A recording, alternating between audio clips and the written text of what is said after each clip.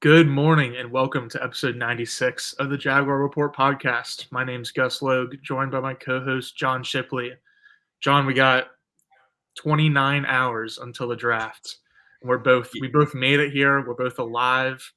Give me a little wellness check. How we doing? You did the math? Yeah, you heard me before the show started. I know you're struggling. That's all. That's why you sounded a lot Well, more. it's technically 29 and a half hours until the draft, but we're rounding down to 29. Oof, my world.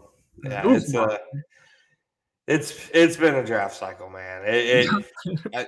I love the draft more than any other event in sports, but the last 2 weeks, the build up to it is completely insufferable. It is, and that's like I said, the draft is like my sports Christmas. I love it, but yeah. the entire 14-day period before it, where all the takes and all the narratives and all the rumors and all the scenarios you can possibly think of and all the Zach Wilsons being traded, it's brutal. Yeah, I forget if I said this on a previous podcast or not, but my dad works for the tour, and so people ask him like, "Oh, how fun is it to work during the Players Weekend?"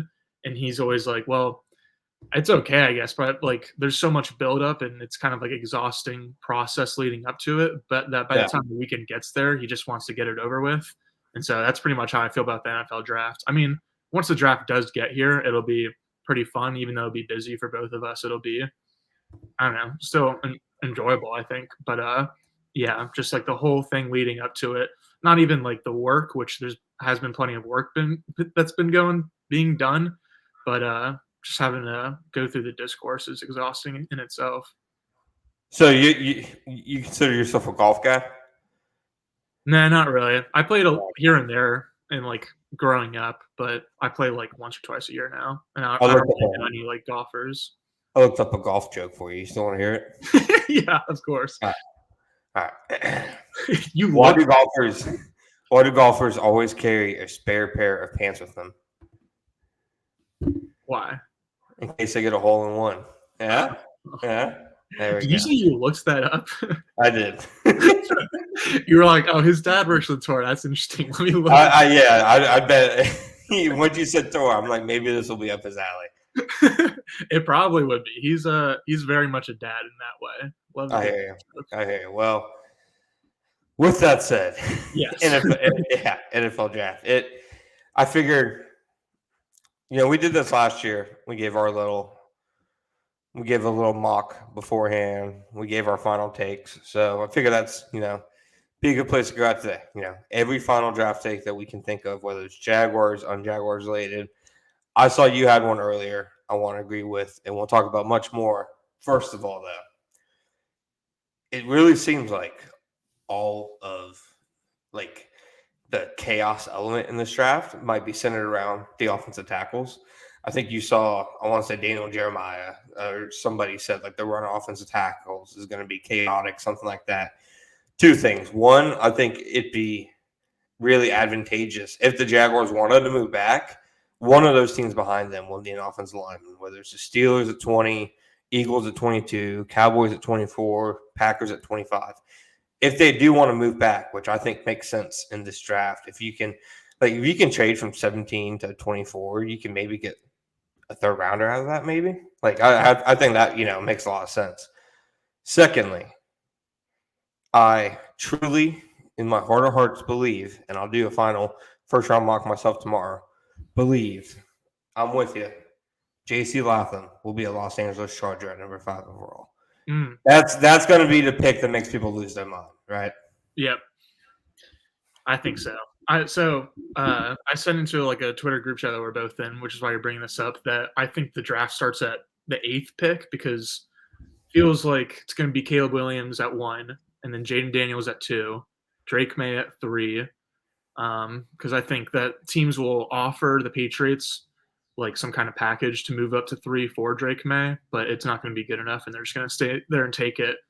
Cardinals will stay at 4 and take Marvin Harrison Jr., and then the Chargers, like you said, will make the first kind of surprise of the draft because everyone's assuming, either Neighbors or Odunze or Joe Alt. But it seems like J.C. Latham might be a better fit for what they're looking for. I think part of it is that Latham projects better as a right tackle, and Latham is is a clear-cut, long-time left tackle who's going to be in there. And so since the Chargers already have Rashawn Slater, I think they're like, oh, we like what J.C. Latham brings, and it makes more sense to plug him in on the right side. So if Latham does go there, then I think it makes sense if Neighbors goes to the Giants at 6. I guess J.J. McCarthy isn't off the board at this point. So yeah, it was so funny yesterday. It was like the trifecta of people. Like somebody said that Daniel Jeremiah said that he heard that the Giants weren't high on McCarthy. And then Dane Brugler was like, I second this. And then Albert Breer was like, I third this. So it was like they all came up on the idea that the Giants wouldn't take J.J. McCarthy. It seems like they're going to trade up to 3 to take May, or they're going to take, receiver probably. All right. So in this scenario that we've kind of laid out, Neighbors to the Giants still fits. And then the Titans, they seem like they like Neighbors more than Odunze. So with Neighbors off the board, Alt is a pretty easy pick for them. I keep seeing people float receiver to Titans, and maybe it happens, but I don't see how they don't take an offensive lineman, dude. Yeah, their offensive line is brutal. And Joe Alt is like, I feel like a top 5 prospect in the class. Obviously, like there's a lot of talk about the top tiers of the quarterbacks and the receivers. Yeah. But like no one really talks about Joe Alt because he's just like clearly the best prospect. So there's not much to talk about. Yeah, it'd be an A+ pick, like you said, and forget it pick. So yeah, that's weird. All right, and then you said the draft you think starts after that? Yeah, because I feel like the Falcons could go so many different ways. They could take the first corner, defender in general, but first corner off the board. They could go with Byron Murphy, a couple different edges they probably like, and then Rome Odunze is still available. Obviously, they could trade back. I feel like so I guess here my first take will be that the first trade doesn't happen until the 8th pick. I agree with that.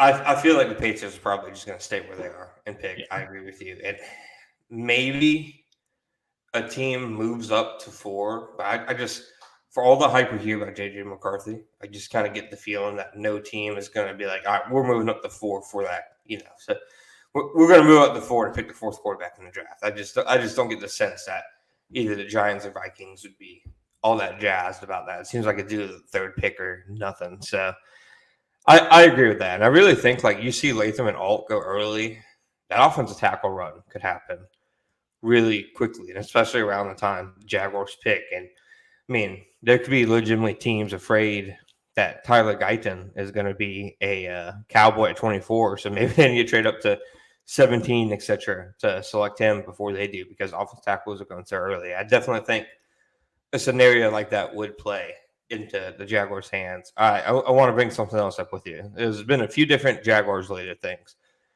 Albert Breer at Sports Illustrated said the Jaguars are one of the teams that have explored trading up, and they've done their homework on wide receivers. What did you take away from that report? That seemed to get a lot of people hoping again, and I get it. I bet the Jaguars are hoping they can walk out of Thursday with Malik Neighbors. That's probably like a dream scenario to them. I don't think it happens. I don't think he falls. I don't think he falls far enough. But what did you take away from that report? No, it's kind of the same thing as you. The first thing I thought of was like, it's just like the Jags' greatest bit that we've talked about recently, where they're like expressing interest. And so then that gets fans excited. But it's like, yeah, it makes sense for them to like explore what a trade would look like to like, whether it's 8 or 12 or somewhere in between. Because like, obviously you're going to do the legwork before. And so when I saw that he was like there was a report that he was doing homework on a trade up, I was like, so is every general manager. Maybe not all 32 specifically this year, but like generally speaking, every GM and like several front office members are on the phone right now, just like kind of getting a gauge of what they might be able to do come draft night. That's fair. I kind of read it as in like it's already in the context of due diligence, and that he's taking it a step beyond that, if that makes sense. Because I feel like it's presumed that every general manager is trying to figure out what their options are, whether it's staying, moving up, and moving back. But that's a good point, because there aren't many general managers who aren't, working the phones this time of year. Mm-hmm. So give me your final. Let's set you in stone. Do they trade up for one of the big 3 wide receivers? Yes or no? I say no. I think we can get to corners in a little bit. I think that's more likely, but I think really like I feel like I've said it on a couple podcasts ago that 8 is like not really the trade up spot. And if one of Neighbors or Odunze happens to fall to 12, then yeah, sure. Like then it would be good that Trent did his homework. But like I just think there's not really a world where that happens. So no, I ultimately don't think they end up with a receiver at all in round one. Okay, that's a fair point. I think I'm with you. I just don't think those three guys I think they're going to go too early in the draft for them Right. to really have a chance. I don't think they're going to take Brian Thomas, and I don't know all the AD Mitchell smoke. I'm not really sure what he did to people at Georgia and Texas, but it seems like he's potentially even off various boards. I think it's pretty clear that Xavier Worthy is going to be selected before him, and two, I don't think AD Mitchell is going to be a first rounder on Thursday, so I don't think he's in consideration for the 17th pick. I definitely don't think he's in consideration for 17. I mean, I don't think Brian Thomas really is either. But yeah, Adonai Mitchell is definitely a couple tiers below. I wouldn't be surprised if he was picked by the Chiefs or the Niners at 31 or 32. Just because it only takes one team to actually have him on the board. But yeah, I'm with you. There's a lot of various kind of concerns with him. Speaking of Brian Thomas Jr., one, give me your takeaway on how you would feel if he was the pick, and then two, I saw that 10-10, did a whole first round mock draft, and the great Frank Frangie landed on Brian Thomas for the Jags at 17. So we can go through that scenario. But first, what would your reaction to Thomas be? It'd be kind of like a shoulder shrug to me. I couldn't blame them for going after finally a cheap receiver contract, and he of course has all the physical traits in the world. It's just when I watch him and his tape at LSU, I don't see that complete package, of a player can do. I think he'd be a really useful role or niche player, as a deep threat. It's just I don't see that all around package alpha receiver type guy. What would your takeaway be? Yeah, my reaction would be the kombucha girl, where she's like, because it's something that helps Trevor Lawrence, and whether it's a wide receiver or an offensive lineman, I'll never be opposed to that as long as Lawrence is playing in Jacksonville. But then kind of because I just doubt that he's going to be the best prospect on the board. And I don't think receiver is such a big need that they'd be able to bump up a receiver so much that they take him over other higher graded prospects. I think there is a chance they do that with corner, with Kool-Aid McKinstry, to be specific. But with Brian Thomas, I just think there's going to be 5+ prospects available who are better than he is as a prospect. So while it helps Trevor, and that's pretty cool, I the value would just be interesting. He's probably a late first round guy in an ideal draft, right? Late first round? Yeah.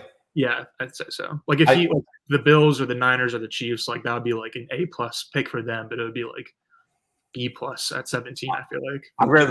I can't remember whose it was, but I read an insider's notebook that was his draft watch starts at 10 to the Jets. And I was just this is jump the shark. I have seen a lot of stuff, I feel that says he's going to be top 15 or even a sneaky top 10 pick. I feel all the stuff I've read about him is he's going to go higher than people think. Sure. So I don't even think it really will be a conversation that Jags fans need to have, but they are having it today since Frank picked him in the 10-10 did a media mock. And so they got one person on each team's beat to call in and make a pick. There was no trades, so the board was a little bit wonky, but it went all the way from Jags today 10 to noon through helmets and heels noon to 2, and so you can find that on 1010 XL. And Frank picked Brian Thomas Jr. over the players that were available off the dome were Troy Fautanu, Talise Fuaga,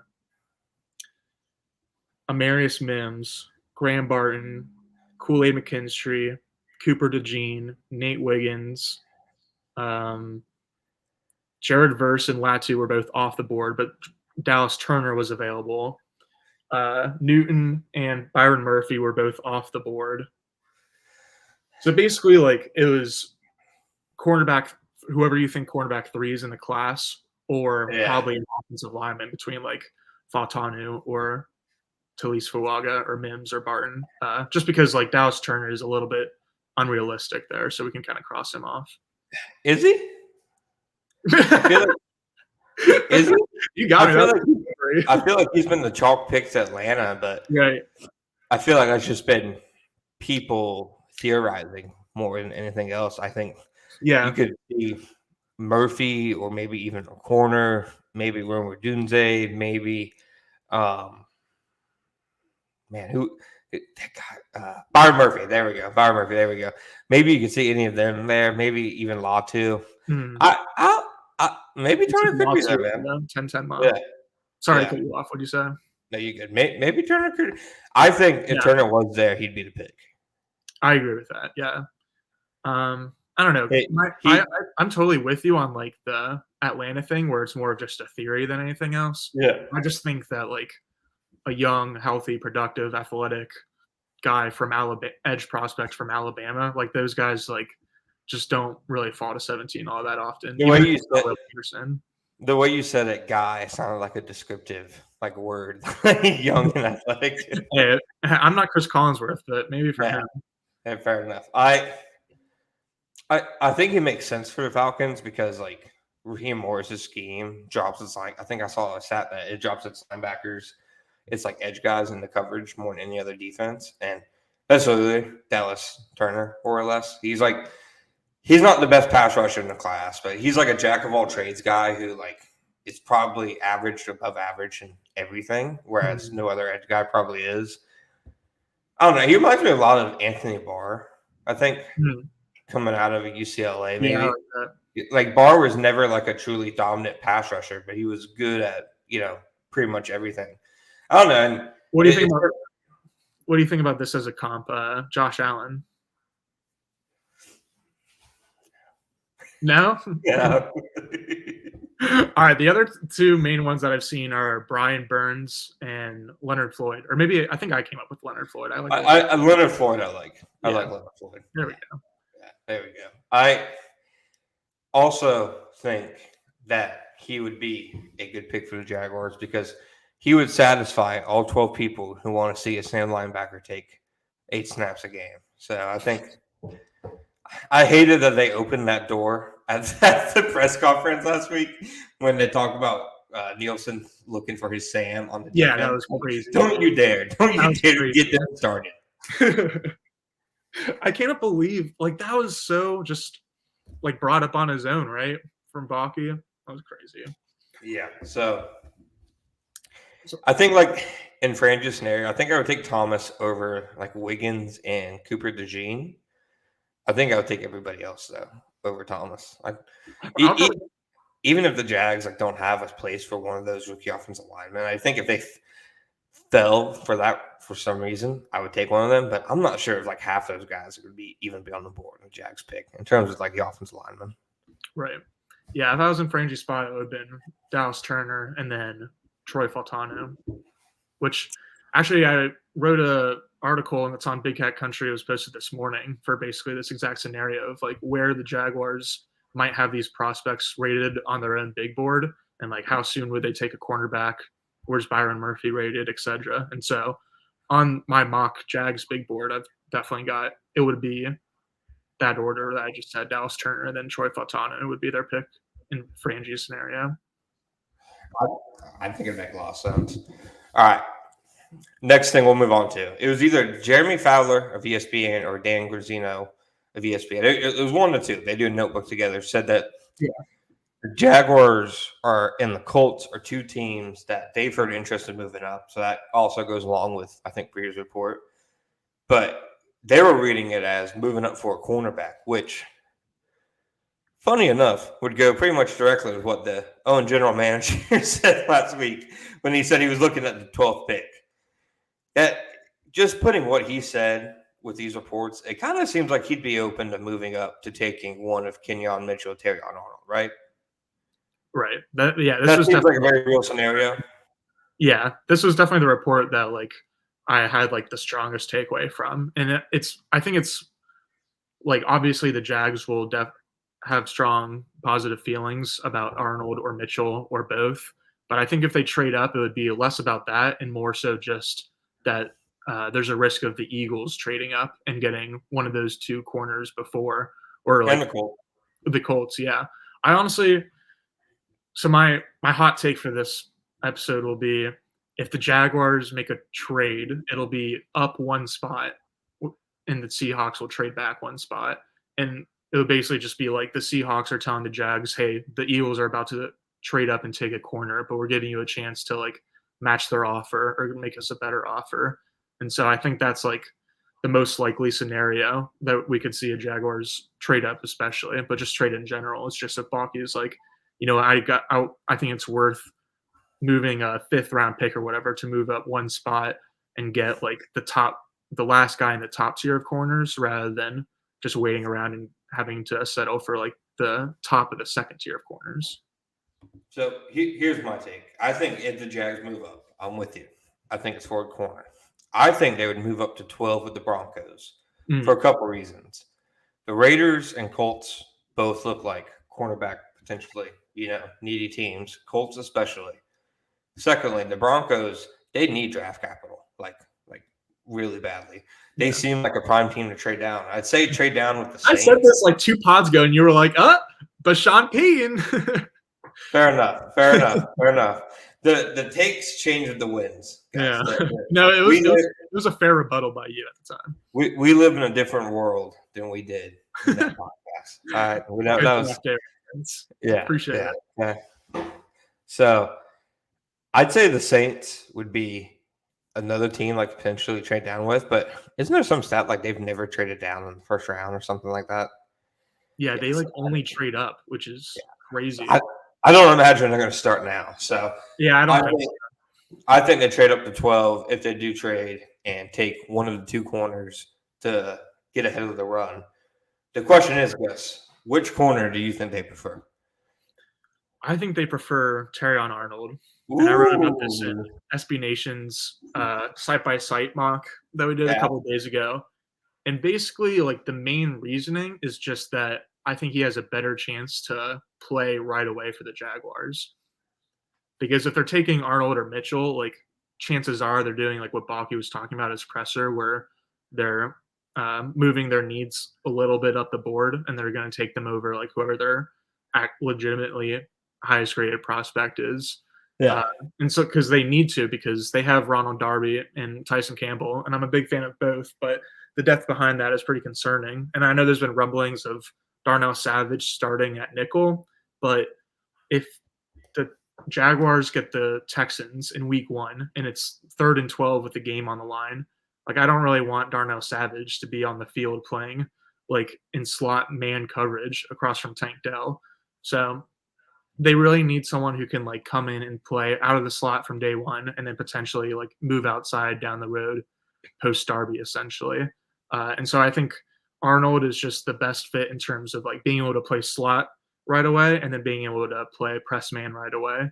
And it's definitely not at all that like I don't think Mitchell can do it. It's just that Arnold had so much more experience and he had experience in the SEC compared to the MAC for Mitchell. And so Mitchell is already going to face a bit of a learning curve going from a non-Power 5 conference to the NFL, whereas Arnold was at Alabama, which is that there in Georgia is as close to an NFL program as you can get. So I just think like if they're getting a corner, like it's for a short-term need, and if it's a short-term fix they're looking for, then Arnold makes the most sense. The last like non-Power 5 corner to go super high was Sauce, right? Is Cincinnati non-Power 5? It might be now, but it wasn't then. It wasn't. You saw my tweet the other day ago. They play UCF every year. So when Sauce was drafted, they were not playing big boy football now. Well, I tweeted a couple of days ago that Mitchell would be the first. Or no. So you're right. So Cincy is not a Power 5. But what I said was that Mitchell would be the first MAC conference specifically defensive back. Yeah. To be drafted since Jimmy Ward in 2014, who's drafted by Balky. So there you go. See, everybody loves to give him the big school tag. I think his draft repertoire is bigger than that. I was asking about Sauce because I agree with you. I think the biggest thing for Kenyon is that he's a complete projection in the scheme they want to run. You know, everything was off coverage in Toledo. It wasn't a lot of like translatable reps. Mm-hmm. I've gone on record before in saying I think Senior Bowl reps matter as much as what you and I are doing right here in terms of translating to the next level. So there's no real evidence of like the traits. Of course, you think you probably can. The one thing I get hung up on is the arm length. 34 percentile. He's bigger than Arnold. He's more athletic. He's more explosive, but he doesn't have the length or the versatility that Arnold has. That's tough for me. Like I want to say, other than arm length, it seems like Kenyon is the type of cornerback that Bulky loves. You know, so that's tough. I think they would prefer Kenyon and they would take Terry on if not. I think those are their top two corners. Here's my thing though. Why trade up for a corner in a draft where there is not at all a consensus top corner? Yep, that's what I was about to say. Balky said that himself at the presser. Like every team is going to stack the top 10 corners a different way, and so yeah, like yeah.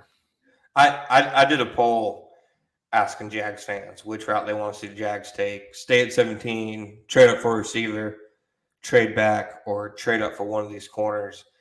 And trading up for the corners has a whopping 4%. It is getting left in the dust. I do not imagine it would be a very popular move. It would be so unsexy. Even though trades are exciting, and like if the Jags trade up, that means that they're gonna pick sooner in the night than you think, which is always a big win. But yeah, trading up for a cornerback though, I don't think they should. I don't think they should do it. Yes. No, that's kind of the reason I think like 16 is the most likely trade spot, is because like I think that like they're just not going to offer enough in whatever trade packages they send to like actually make the trade go through if it's to 12 or 13 or even 14. But like if Schneider like from Seattle knows he's going to get his guy, whether it's at 16 or 17, and Balky just wants to make sure that Howie isn't trading up, like that's again I think the most likely scenario. I'm conflicted, Gus, because I feel like I've been banging this. Hey, maybe they really need to take a cornerback in the first round drum for a good bit now. But them trading up for one's jumping the shark. So I kind of feel like I had to destroy what I helped create on this one. That's like it's like, yeah, good idea. You're doing the right thing. No, actually, not like that. Don't do that. Mm-hmm. Too far. It's the same thing we talked about, like having overconfidence in your evaluations. Can you be confident enough that either one of those guys is the draft's top corner to give up draft capital? I don't think you can, because as much as I like those two prospects, and I really do, they're not Derek Stingley or Sauce or Patrick Surtain level corners. Right. If they were, they'd be getting mocked in the top 10. And basically, the only time you ever see a corner mocked in the top 10 is to the Falcons at 8. And even that feels like it'd be a curveball.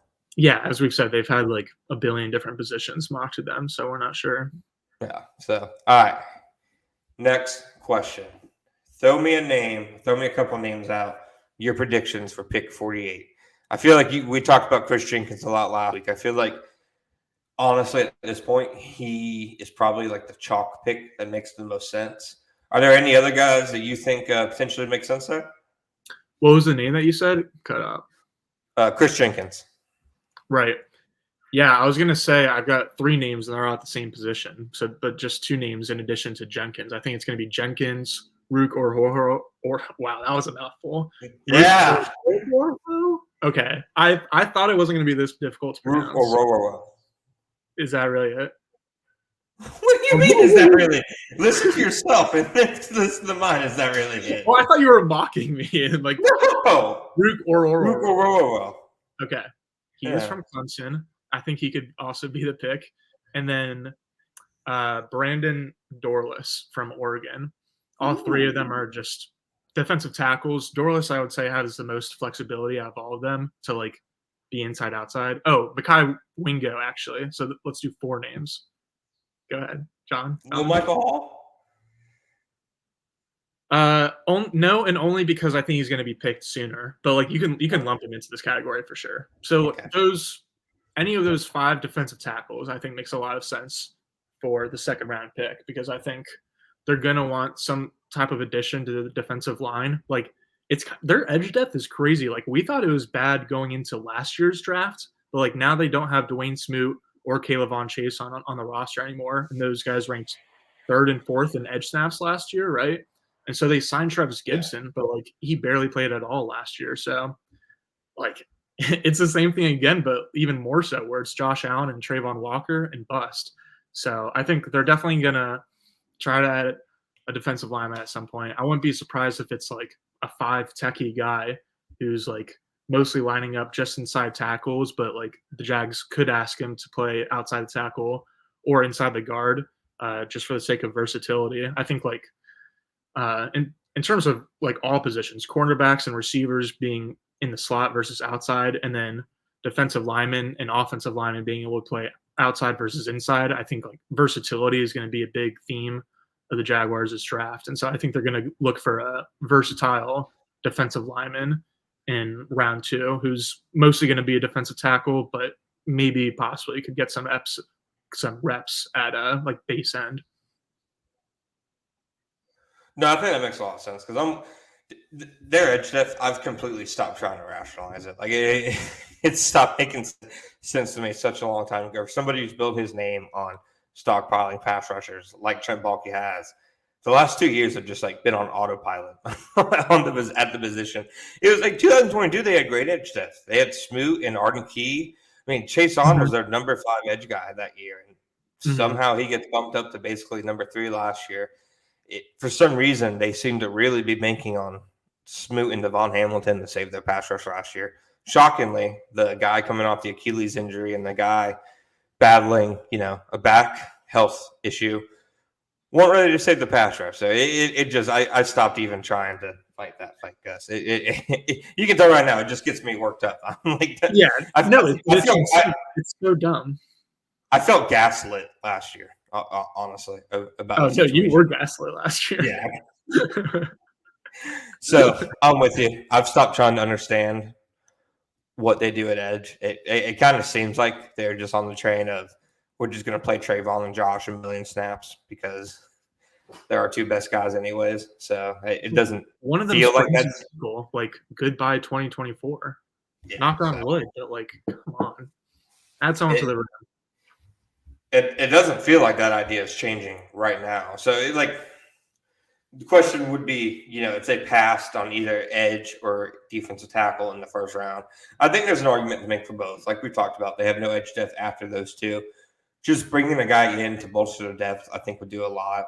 You can get more creative with Trayvon. You can just have guys fresher. I think it makes a lot of sense. I think Byron Murphy and Johnny Newton would both make sense in the first round if they wanted to go defensive tackle or defensive line because, Devon Hamilton and Tyler Lacey are their only 2 like sub 30, year old defensive linemen right now. At least I'm pretty sure Jeremiah Ledbetter's over 30, but they have an older defensive line right now. So I could see them going with one of those guys early. Why we've talked about them basically need to take a defensive lineman in the first 2 rounds is just looking at the consensus board. Here are some of the names that after pick 48 will probably be left at defensive tackle. All right, it's Devondre Sweat, which no team, one in the right mind, is taking him. Like in the top 100, probably in the top 4 rounds. Yeah. 2, he's more of a nose tackle anyways, which I don't know. Maybe maybe they do need a nose tackle. Devon Hamilton kind of feels like they're only one, but no, I think they're going to take like a pure nose tackle in like the 7th round, or maybe even like a priority free agent. Like, true. Yeah, I don't think Sweat, even before his like off the field issues, I don't think he really made a lot of sense for the Jags. No, I'm with you. All right, next name is Mason Smith, who feels like a round 3 or later. Like I feel like if you pick him in round 3, that's accounting for he's a high ceiling prospect. Like he didn't have like round 3 tape last year, and obviously I know he's coming back from an injury, but it's still a lot of projection there. Mekhi Wingo's projected behind him. I bet Wingo probably goes in the top 60. Maybe he goes round 3, but this is just where the consensus board has him. And then it's like Dwayne Carter from Duke and Leonard Taylor from Miami. And then it's a bunch of basically NPCs. Like the defensive line class, unless you're going to roll the dice on Mason Smith or Sweat, more or less, seems like it dies after the 48th pick. Yeah, I like a Dwayne Carter, but like he's more of a early day 3 guy, and I feel like he's gotten a little bit overhyped at this point. And that's probably because of like the tackle class. Yeah, true. And then Leonard Taylor, like he could be cool, but I feel like he's just like the definition of a boom bust profile.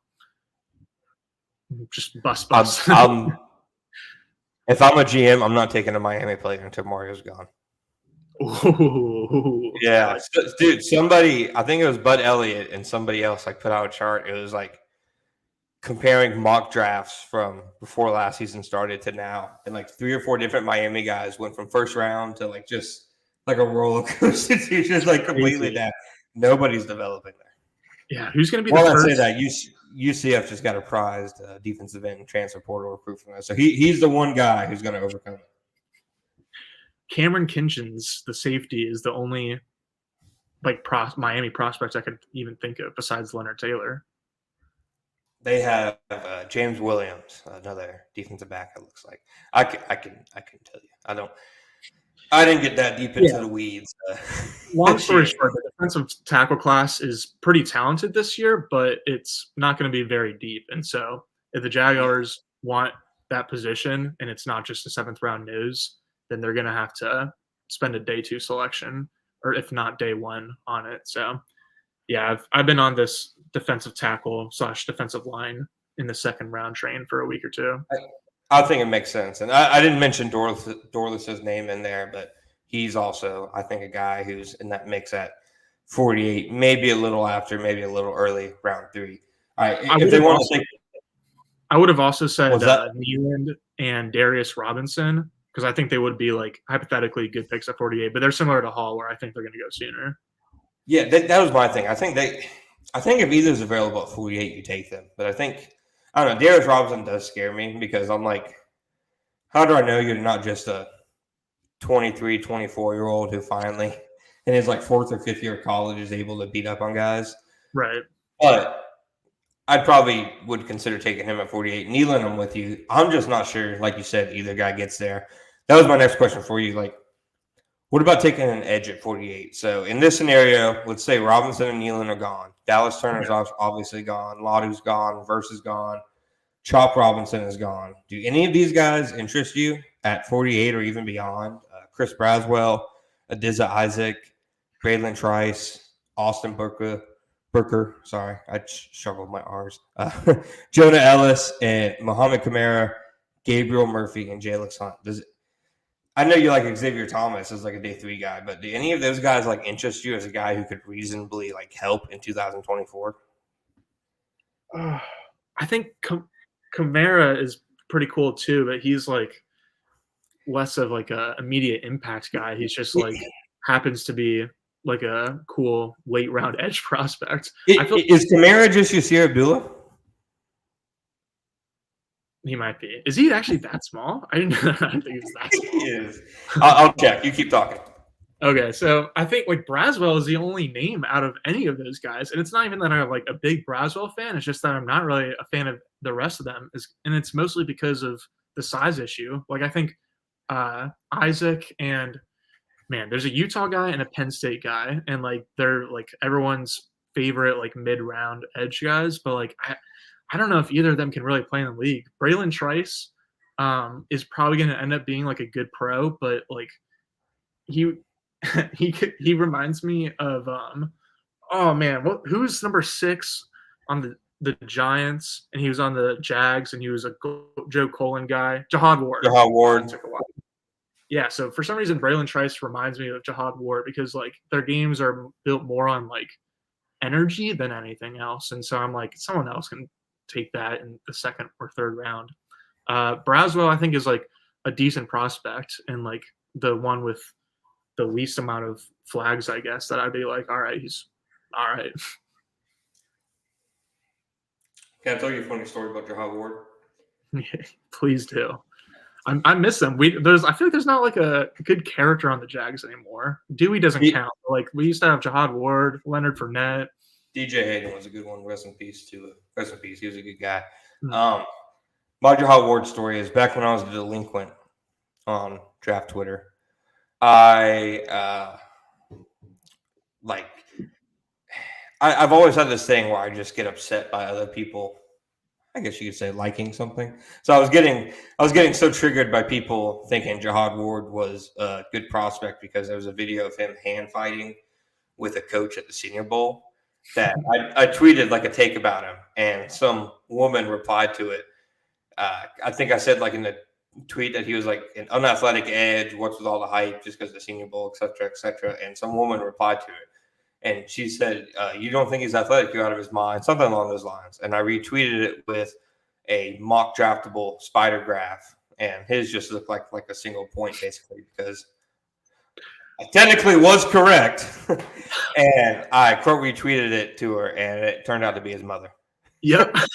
I was going to say, I'd heard this story before a couple of times. I did not remember that it was Jihad Ward, though. That's good stuff. For the record, I was right.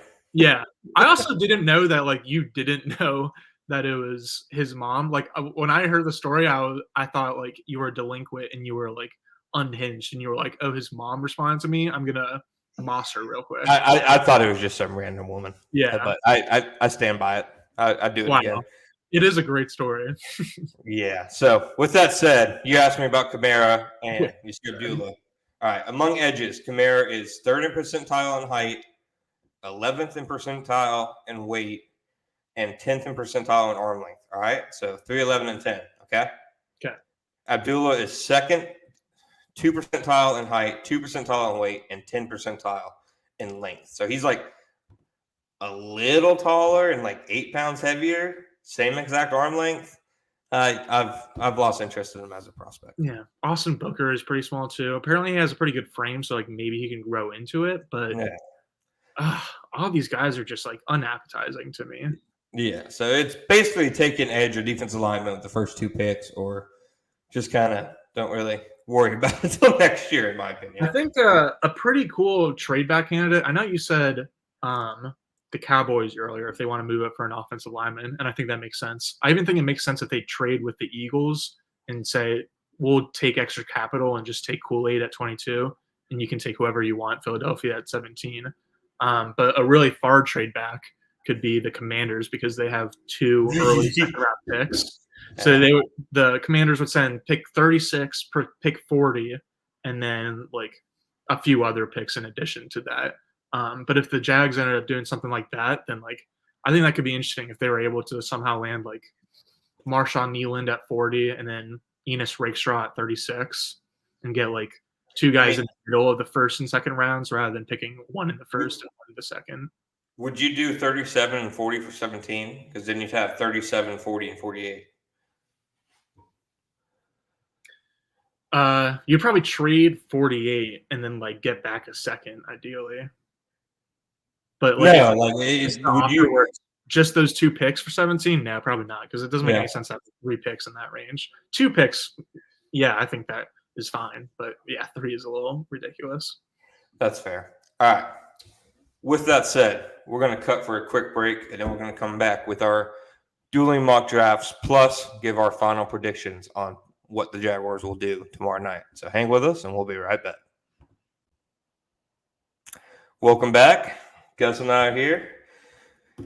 You ready, Gus? Yeah, let's do it. Final mock draft. So this is going to be the final full Jaguars mock draft I do before tomorrow night. And then I always do a first-round mock on the morning of the draft. I got Trayvon 2 years ago, completely whiffed last year and gave them Osiris Torrance. I feel like an idiot. I felt like an idiot like within 2 hours of posting it, but I was like, I can't change it now. So, it's like I already put it up, man. So I was going with Brian Branch, so we both whiffed. Brian Branch, the one that got away, man. Yeah. All right, so let me go ahead and pull up for all you guys. Gus and I figured out how to do something that most people figured out in 2014. And that is screen sharing, baby. All right, so Gus and I are going to pull up this mock draft from the PFF mock draft simulator. We're going to go through all 7 rounds for the Jags, and we're going to, write our picks down in our phone, and then we're going to give you guys our selections afterwards. So, without further ado, let's get to it. Yeah, always. Offer trade. Of course, the analytics want me to make a trade. No, don't force a trade. All right, there we go. Do it. I guess let's look at who's available. Yeah, I was gonna say, you're gonna have to scroll through. All right. So far, though, Caleb Williams, Drake May. All right, this already started terribly. J.J. McCarthy, Marvin Harrison Jr., Joe Alt. That's. Oh, you figure out the scroller. Sorry. Takes a delicate touch. Jaden Daniels, Roma Dunze at 7, Neighbors at 8, Brock Bowers at 9. Jesus, who wrote this movie? Dallas Turner at 10, Kenyon at 11, First at 12, Latham at 13. I can honestly see that. Byron Murphy. Okay, whatever. We got the gist. All right. So your options, Gus, are Cooper DeJean, Latu. Is that how you say it? Sounds right to me. I don't know. Fashanu and Fatanu are off the board. So Jason Newton, Talise Fuaga, Terrion Arnold, Amarius Mims. What's Donnie Mitchell doing up there? Graham Martin, Nate Wiggins, Kool-Aid McKinstry. So it's basically cornerback 2 or an offensive lineman. So go ahead and write down who you're taking, guys. All right? All right. I got it. Just remember, just pick when you're making the pick, just do like the best available player, so you don't ruin your own. I don't go to your job and tell you how to make burgers. I wish I knew what I was from. There we go. All right. Okay. Jag, second pick. All right. Zach Frazier, Adisa Isaac, Jatavion Sanders. Oh, God. These are all players available on the board for our podcast listeners. Adele? For 48. These are the players available now? Yeah, that's what I'm just clarifying for the listeners. I see. All right, keep scrolling down because these names stink so far. Yeah, Braden Fisk, Ricky Pearsall, Chris Jenkins, TJ Tampa, Blake Corum, Xavier Leggett. All right. Have you found yours yet? Keep going. No, keep going. Keep going. Oh, God. Yeah. I got You're playing deep class, man. Oh, now you've gone too far. Now I've gone too far. That's funny. I get to Devontae Walker, and now I've gone too far. Well, you skipped like 30 players. All right, go. You can just Junior Colson, Brandon Coleman. See, I don't know. Nealand is still available. See, that's interesting. Yeah, is it? Okay, I've got my pick. Yeah, do you? Jackass. All right. You got your pick? All right. Yeah. Let's make it. You're not really a jackass, Gus. I love you. No, I love you too. Okay. All right.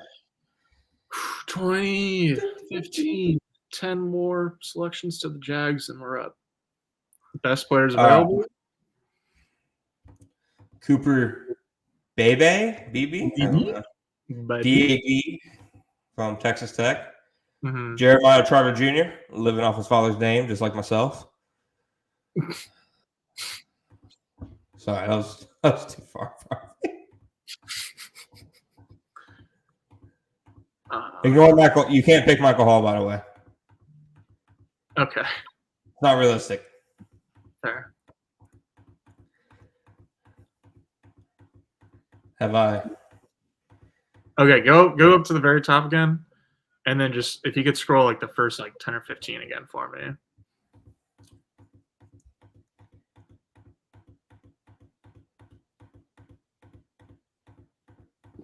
All right, I got my pick.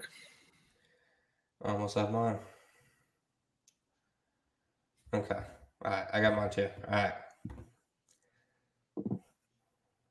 right, we're now fourth round, pick 114 and 116. Why don't we go ahead and make 2 picks here, Gus?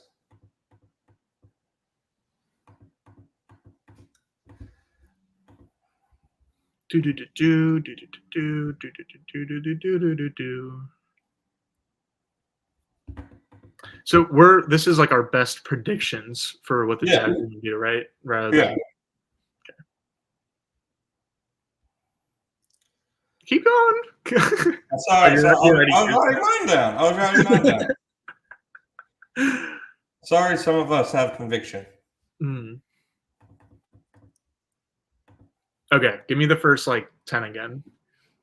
Oh God, this guy. Michael Pratt's still available. Kalen Carson, Blake Watson, Brendan Jackson, Isaiah Davis. Ugh, gross. All right, I got my guy. Yeah, I get why evaluators say this draft is 3 rounds long. Mm-hmm. After the 3rd round, this becomes a miserable exercise. All right. 5th round, you pick 2 players, right? Yeah, I'm writing my. Okay, I want to make sure we were playing with the same deck here. All right. 5th round, pick 153. I got mine. I know who it is. Dalen Hawker is on the board. Jalen Coker is on the board. Cam Hart's still there. Cam Hart's still there. Yeah, Dane Brugler has Cam Hart with a 4th and 5th round grade. So yeah, I'm not. It seems like that's on his range. Yeah, he's not actually going to be here. Yeah, he's not really a day 2 guy. It seems like.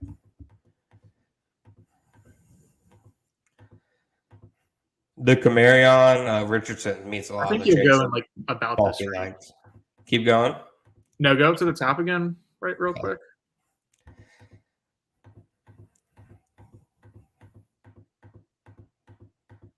Okay, I'm good. You good? Yeah. This is pick 153. Yep. 2 left. All right, 6th round, pick 212. Coming at you. All right. Got mine. Oh wait, go back up to the top. I was still. No, I already picked him. Okay. Okay, we got Rasheen Ali available. Oh, you already. Wait. We saw the same player. I know exactly who you're thinking of. Okay, James Williams, AJ Barner, Jordan Jefferson. This is the 6th rounder? Yeah. Looks like undrafted free agency. Tyler Owens. Hopefully none of y'all even recognize these names. Jalen Simpson, Will Riker. We're in kicker and Bradley Sun territory. Can I scroll back? He has been mocking a ton of kickers to the Jags. Can I be honest with you? What? I will die before I do that.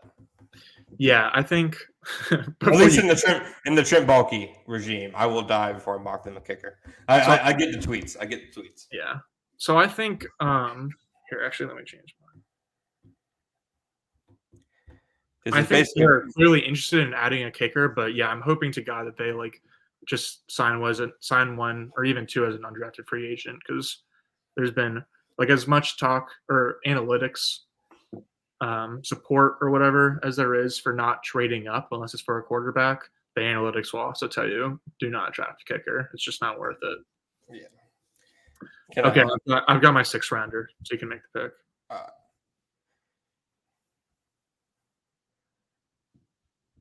Pick Joe Milton on the board. God. Tanner McLachlan, Frank Gore Jr., Fabian Lovett, Cam Little, Solomon Byrd, Jalen Ford, Marcus Harris. You saying the names out loud doesn't make them any more real. Well, I'm just trying to have no dead air. You can't have any dead air for podcast listeners. There is no dead air. You're telling me you should be subscribing and watching to our YouTube channel where you can actually see it. There is no dead air. You're telling me to scroll back up to the top every 5 seconds. What do you mean dead air? All right, keep scrolling down now, because these guys. Wait, Sam Hartman's on here. What do you mean keep scrolling down? Okay, I got my guy. God. Keep scrolling down. Okay. All right. I'm nervous, John. I want to see what kind of draft class this picked. Just me picking the top player. Okay. All right. Cooper DeJean, Zach Frazier, Cooper Beebe, Michael Pratt, Kalen Carson, Luke McCaffrey, Rasheen Ali, and then Joe Milton to cap it all. Me laughing just now was seeing Joe Milton at the bottom of the list. The fact that 2 quarterbacks got taken, of course, it's a PFF mock. That makes sense. Yeah. Other than the 2 quarterbacks, though, like I don't know, it's not the worst like randomized mock for the Jags.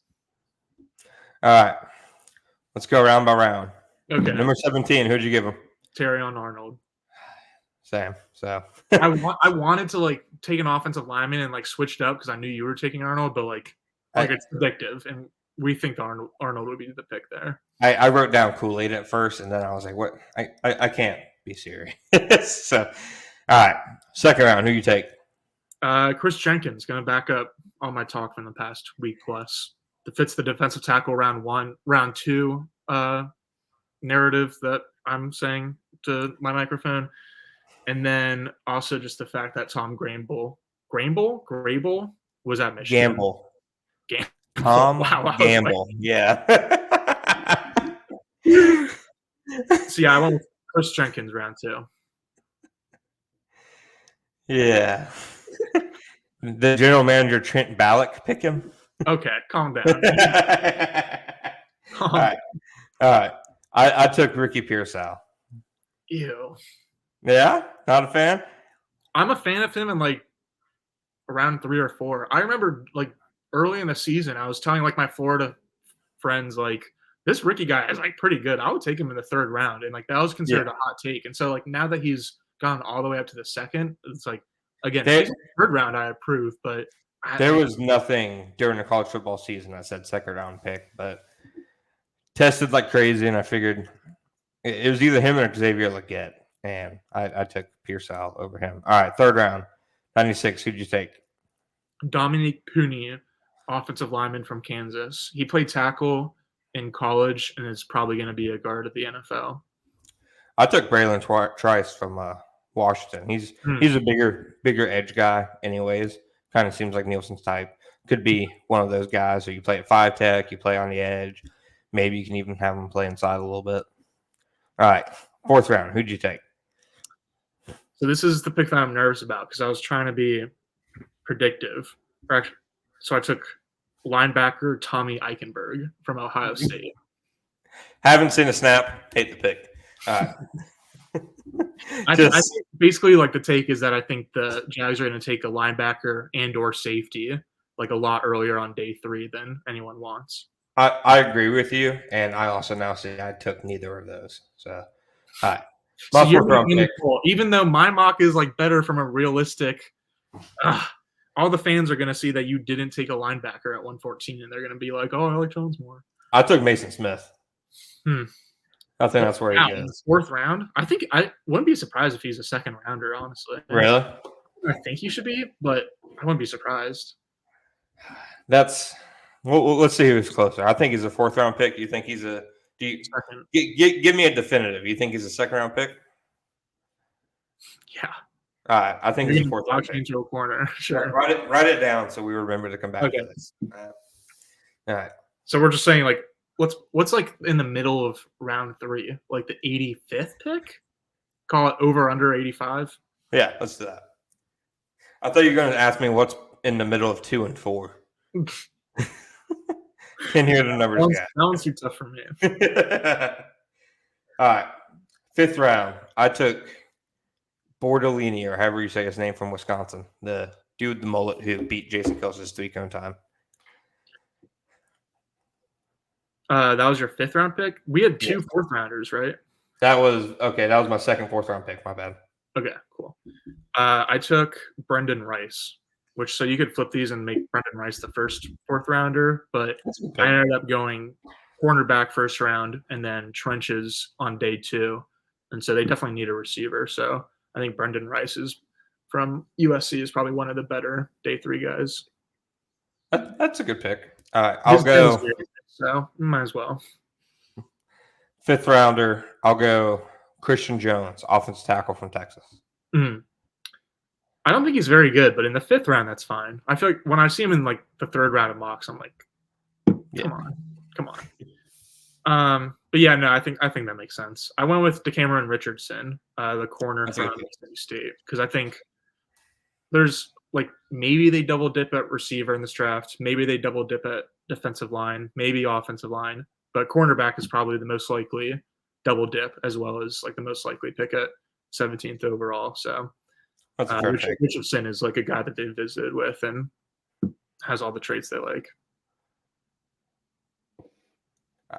My 6th-round pick is going to be as hated as your 4th-round pick. I'm going with Jace McClellan from Alabama, running back. Jim Balky's taking a running back in every single draft, and I think now that he's also aware of it because somebody mentioned to him after he took Tank last year, now that he's actually aware of it, I think he's gonna let's keep that thing going.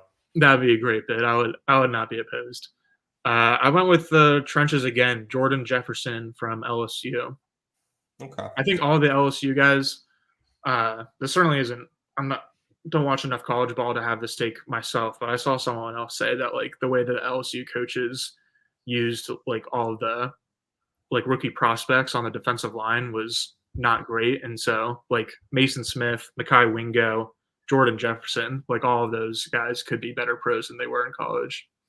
It's fun. The Jags actually have a great connection to all of the LSU defensive guys, or at least great insight in Matt House. Or am I getting that right? Their inside linebackers coach. I'll pull it up and make sure I'm not wrong.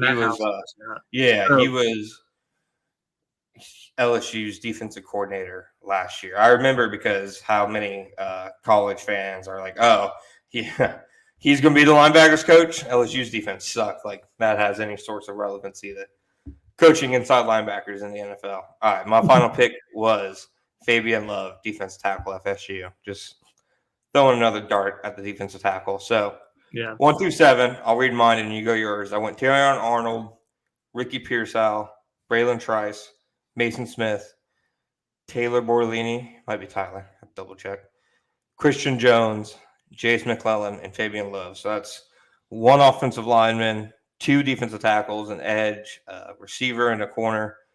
Not in that order, obviously, with the first 2 picks, and Trent still leaving with a running back.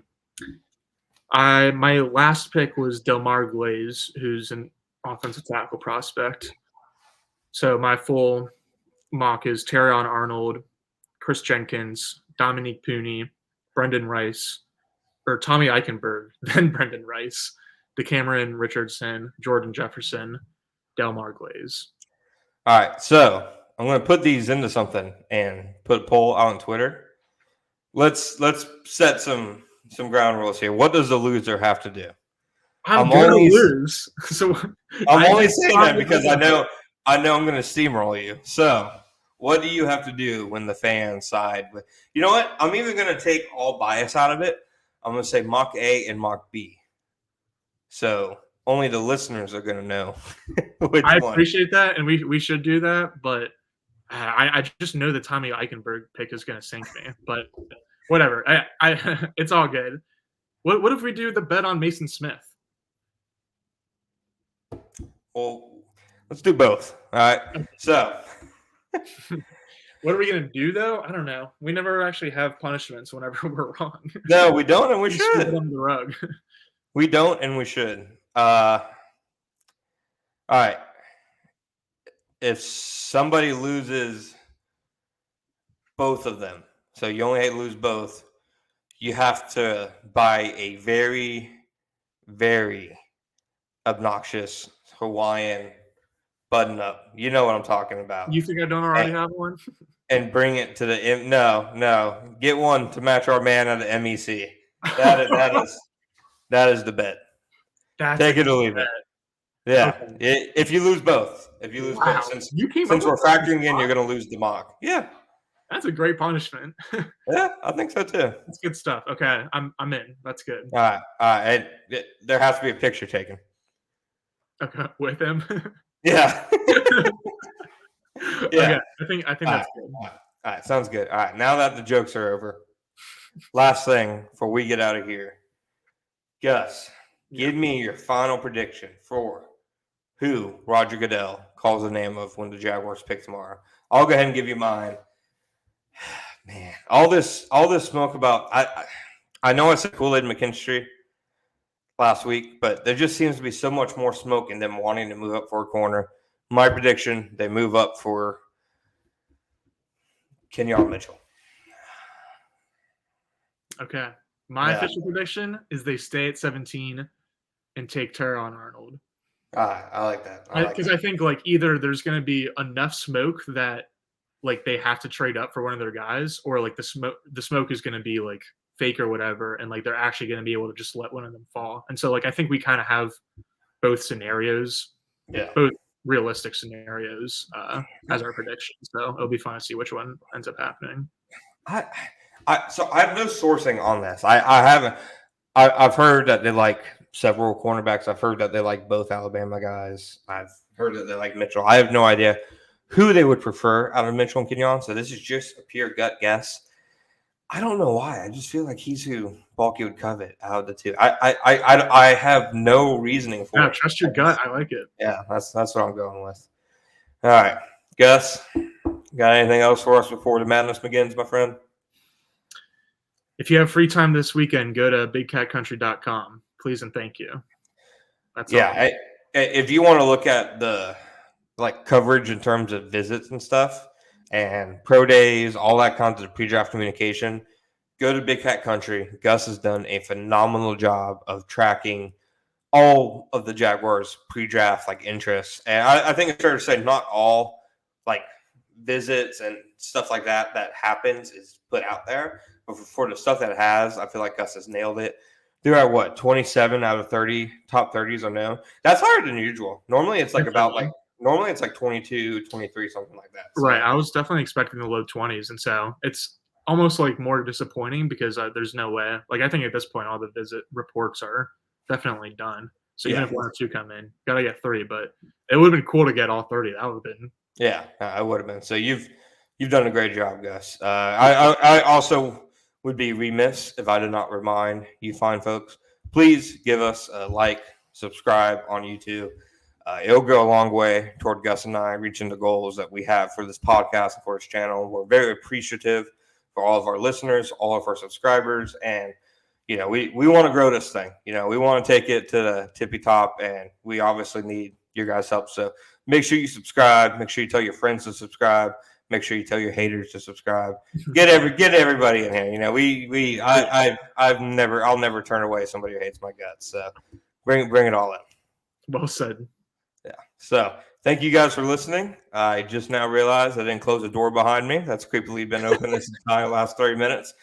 So with that said, thank you guys for listening to the 96th episode of the Jaguar Report podcast. We will be back probably Monday, I'd say. Next week. Yeah, give ourselves the day of rest as the Lord took on the 7th day, after the draft. Yeah, you like that? We're going there. Oh, yeah. But thank you guys, as always, for listening to Jaguar Report podcast. And don't you, 31 NFL GMs, forget this week.